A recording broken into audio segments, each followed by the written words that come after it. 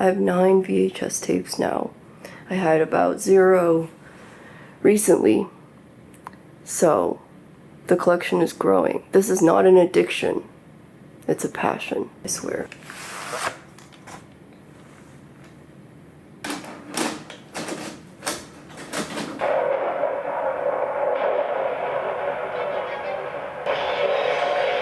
Somewhere within the first 5 to 10 plays of the game, the other team's quarterback must go down.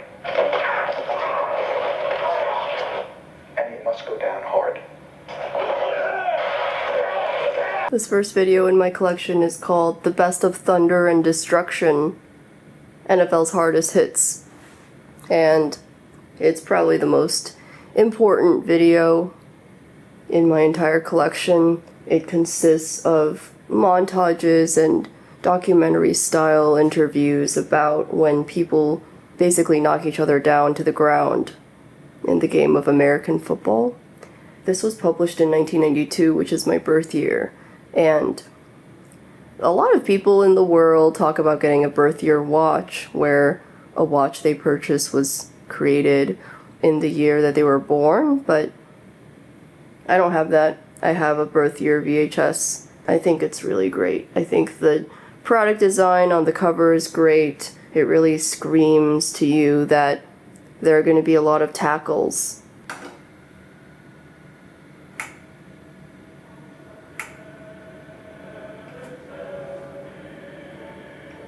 This next one is The Hunt for Red October.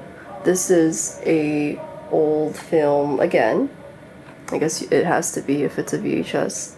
And this one is about how a Russian submarine guy in the military, Sean Connery, wants to defect to the United States. I watched it in high school, but I don't think I watched it on a VHS. I thought that maybe I would like it a lot more if I watched it in its original format, which is a really boring thing to say, but the visuals would probably make a lot more sense if they were more glowy, and maybe the shadows would work out better too. I can definitely tell that the pacing of this movie is a little slower than what people are used to these days, so you have to be patient.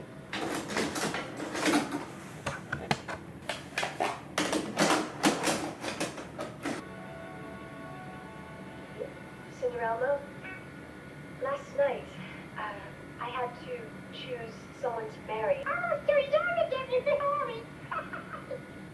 I got this purely because of the title. I mean, cinderelmo. I just wanted to point out to you that cinderelmo exists, because it could be a systemic problem where a lot of the world doesn't realize it does, and I don't know why. I think it has a better title than Sesame Street, which is a pretty strong statement to be making, considering I have no professional authority over any of this. I don't understand why more movies aren't named like Cinderelmo. I guess it rolls off the tongue a little bit better than the other options. The Little Elmo or the Sleeping Elmo might not sound as riveting. I don't know, what do you think? We should probably cover the one that makes my husband cry in a good way, which is The Lion King. Oh, so a few papers just fell out. My copy came with a bunch of original ad inserts, so I should probably show you a few of those. Back in the day, I'm guessing $5 off from Pillsbury was a huge deal, because $5 was a lot more money back then. Now, we also have a survey that you can send to Disney about how you felt about The Lion King and how your family received it. And this is physical evidence that Disney used to care about our opinions, which I find fascinating. This is a Walt Disney World 4 days and 3 nights from $295. I think that's pretty good. Lion King is definitely one of those children's movies that makes me look back and think, wow. I mean, the bad guy was really bad. He was a psychopath. A lot of Disney films I never actually watched when I was a child. I actually only had Sleeping Beauty on VHS, and I didn't have anything else. I had 2 sing-along VHSs in America because my Sleeping Beauty VHS was British, so it wouldn't work anymore. And then I just watched those sing-along tapes, those 2 tapes, over and over and over again. And I always wished that I could watch Disney movies because the songs came from the movies, and I didn't have the ability to vocalize out loud that I would like to watch the movies, which looking back we probably could have just borrowed from the library, but I didn't know how to express my needs at that age. I was about 6, and actually I still don't really know how to do that fully, but I'm getting better at it. There's a trailer for Pocahontas at the beginning of this Lion King VHS, which is interesting. I can't imagine how exciting it must have been at that time in the 90s when all this stuff was coming out.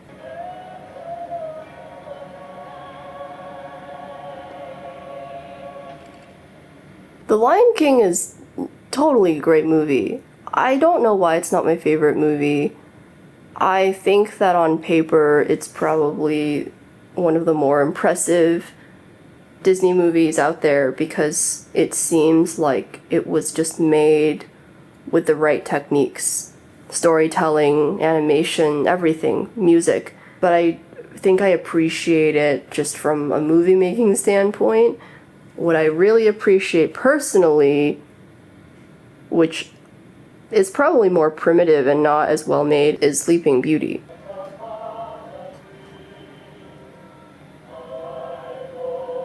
It's crazy to me that Sleeping Beauty is so famous that I thought they had created the music, and then I realized much later, very recently actually, that Tchaikovsky was the one who wrote the Sleeping Beauty waltz.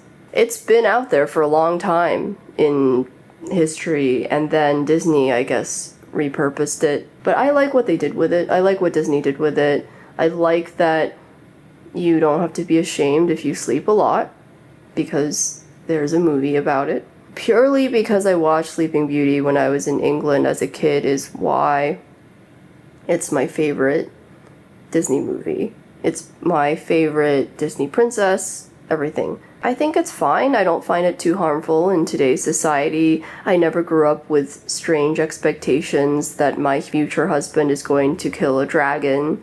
I think that it was just a fun movie, and I knew that it was totally fantasy, not realistic. Personally, I didn't find it confusing or teach me too many, I guess, sexist stories about how women should be saved and all of that. So for me personally, I didn't find it to be detrimental to my childhood, but I can understand why other people may think it could.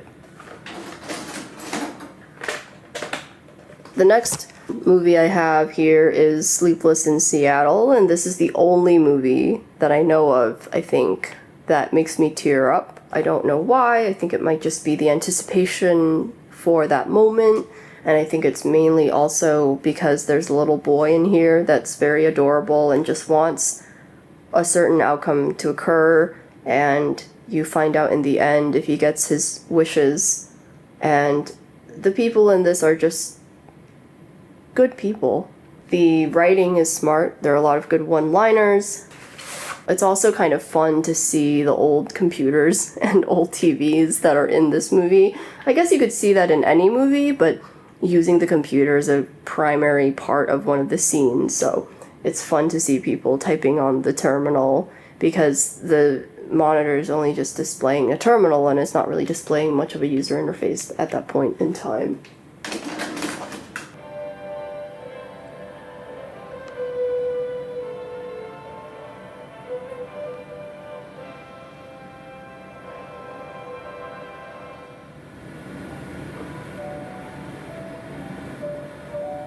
Mommy got sick.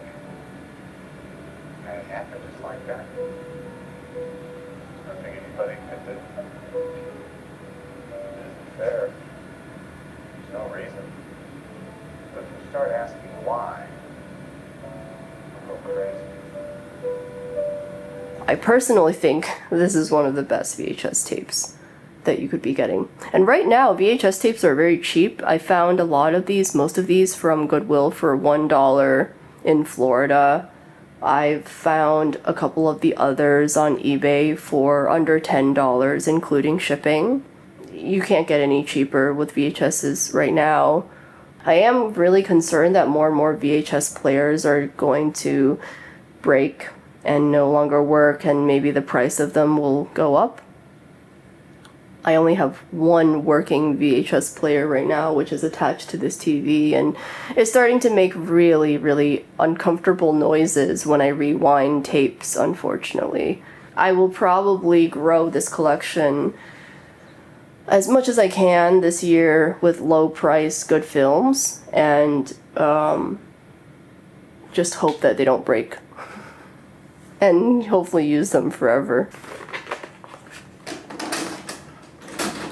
Fantasia is probably one of the main movies that I guess I have a pretty strong opinion pretty much has to be played on a cathode ray tube TV because it's 99% just music. It just sounds a little off if you play it out of Apple Music, for example, or Spotify, and you take the soundtrack and just press play on an iPhone or a computer. The way that something draws you in and makes you feel like you can't stop looking, I think that can only really happen with Fantasia if you play it on a VHS, and it really just all adds to the experience. This is a really long movie. Just have to wait, I guess. While we're waiting, I just wanted to tell you the last two movies that I have, which are Aladdin and Toy Story. Aladdin, it's just awesome. I like the Prince Ali song where everyone's dancing in the parade. Jafar is insanely evil. It's just terrible. And Toy Story is really, really special because this is the first movie my husband ever saw with his mom at the theater, and then they danced to You've Got a Friend in Me at our wedding, which was really, really cool. So these are more for my husband. I just can't believe that one company could have come out with all of these movies. Okay, finally, this is the Fantasia scene. There's this one part at the very end of the movie where there are people, abstract people, slowly walking, and they're all carrying lights, and there's an orchestral version of Ave Maria that starts, and all the way from the beginning of that, all the way until the vocals just begin. The way I would describe that scene is it makes you think that you've seen a bit of heaven, but also at the same time it makes you think, oh, there was that familiar feeling that I've missed for years and haven't been able to get back. Oh, that's what that felt like, and I think I can feel that right now. Whatever that feeling is, that's the only way I can really describe the way that Fantasia feels at the end. Everything's just calmed down. The music is taking its time. It is confident. It's led you through all these different stories. And then it just shows you the most beautiful thing in the world. I think that scene is just so powerful that way. What are your favorite movies?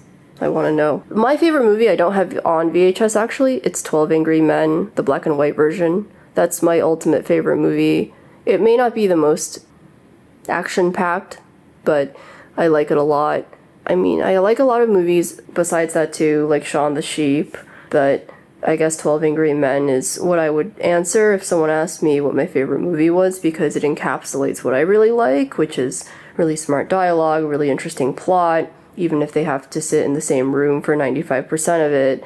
I like the critical thinking aspect of challenging if you were just totally wrong, and being open to changing your mind if you're given better evidence. And I am definitely very, very, very curious what your favorite movies are. Whether there's 1 or 10 or 50, I'm very curious. I am trying to watch 1,000 movies in my lifetime, and I'm allowing myself to include TV shows because I don't watch a lot of TV. I believe the count is over 600 right now, so I'm more than halfway done with that goal, and I would like to watch another, let's say, 400 amazing movies in my lifetime.